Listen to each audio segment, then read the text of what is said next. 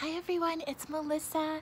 This video is for you, Teacher Ilana, and for you, David, since I talked to both of you on the playground and in class today about what I'm growing at my house in terms of veggies and fruits. And I think that you're under the impression that it's like a very fancy operation, but really our house is in process and not a formal proper garden put in quite yet. So I wanted to show you the really simple pots that I have growing. It's May, so it's a perfect time for you guys to start your pots with your tomatoes, and I have strawberries going, which it's still a good time to be planting. And so I wanted to show you what I have and also some shortcuts to make it cheaper for you and really successful in terms of keeping moisture in your soil and nutrients in your soil so that you have a great crop and really productive veggies, whatever it is that you plant. Here is one plastic terracotta pot that I have a tomato planted in. This setup is pretty simple, and having tomatoes in pots is really productive for us. They do well, and they actually love being on the patio where it's hot and sunny. So the investment for this setup is the pot, which was somewhere between $15 and $20. I got a bag of the EB Stone Organics potting soil, which is pretty good. The tomato plant is probably about $4 for a 4-inch seedling. And then I planted it and I stuck this metal tomato cage over it, and those are pretty cheap too, so they're worth getting. I layered my potting soil. I topped it with a little bit of compost that we already had and worm castings that we had. I also put in here what I call breakfast compost, which is my used coffee grounds and eggshells. And so these are really great and beneficial for keeping the worms happy, and they also give nutrients to your tomatoes. I then topped it with a layer of dampened newspapers, and that does two things. It locks in the moisture, so it prevents your soil from drying out too quickly. And then I topped it with straw to even keep that a little bit shaded.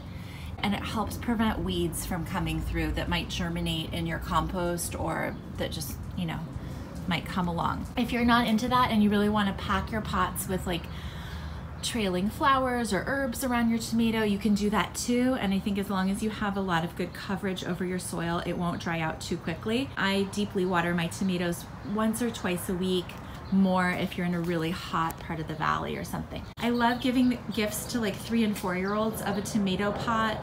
And so I got a fresh pot yesterday at the nursery. I'm re-gifting a tomato cage I already have. I'm using straw that I gathered for free at the feed store.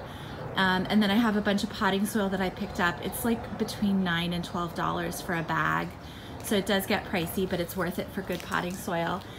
And then here is the Sun Gold variety tomato. These are really prolific. They're an orange colored cherry tomato.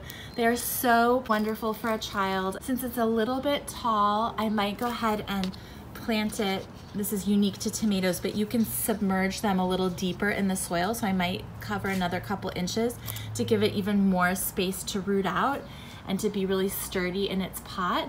And then it'll just take off and it'll grow really quickly given a sunny spot. And I've cleared it with the mom in advance. I also just got these seeds, which are a special container garden green bean, and I might stick these around the edges of some of my pots of tomatoes and just try them this summer. The other gift to this child is some sunflower seeds, which are great, and I'll show you those in the front yard now. Okay, so here we are in the front yard, and as you can see, I have sunflowers in the back.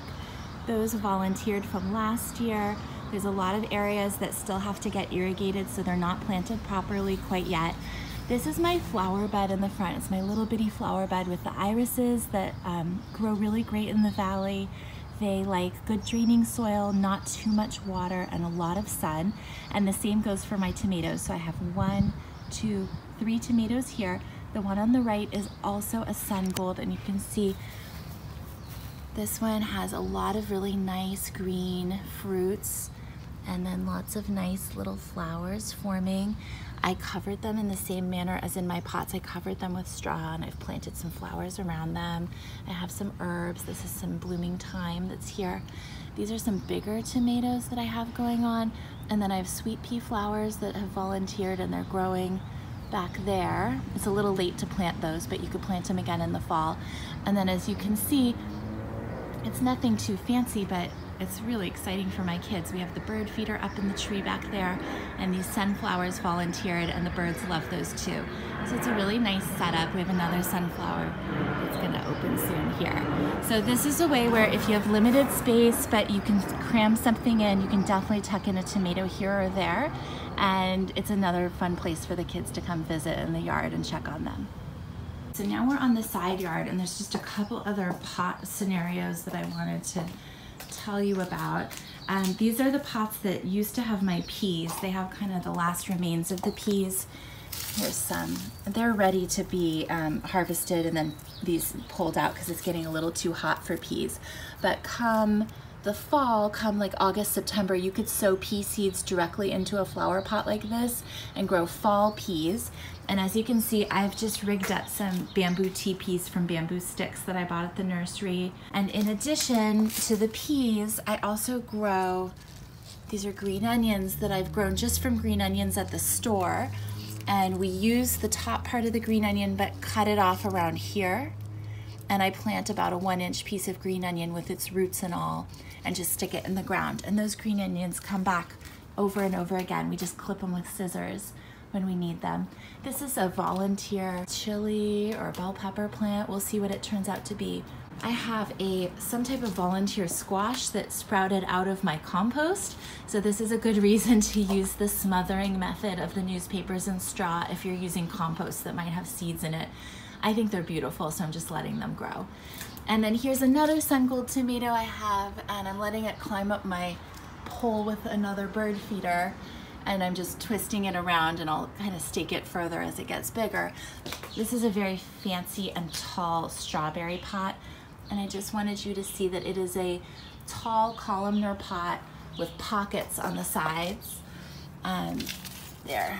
That's a good example. These are typically really expensive pots. On the top, the pot is open, and I put probably 3 plants on the top. There's a little bit of distance between the edge of the pot and the tops of the soil so that it can hold water when I water it. And then I like to water it all around so all the pockets get moistened as well. The girls just totally stripped it of strawberries this morning before school. So you can see they've pulled off all these little berries. And they're really easy to harvest because the slugs don't get at them. They just dangle over the edge. This is a pink one, but it'll turn red in time. And these are an alpine variety of strawberries. So they're so cute. They're really small. They're not something you can buy in the stores. If you're not gonna get a strawberry pot proper, you can just use a window box. And I have, I guess, 4 plants in here. And this is a cheap alternative to buying plastic or terracotta pots that are more expensive. As you can see, I have a ton of them that I'm gonna empty when I plant my shrubs. So these, if you bought them, they would cost probably between $1 and $4 at the nursery, or you can just call me and I'll give you mine. And they're not as beautiful, but they're certainly functional to plant a tomato plant in for the summer. Happy gardening, no matter what containers you choose, whether it's pots or free plastic pots or raised beds or half barrels. Just remember that the investment you make in your pots, potting soil, and tomato cages is a one-time thing. And then from and the peas are really good. And then from year to year, as long as you're just amending your soil and adding a little bit of compost, you will have much less expense than in year 1. The peas are really delicious. You should come to our house and eat one. All right, bye-bye. Bye-bye.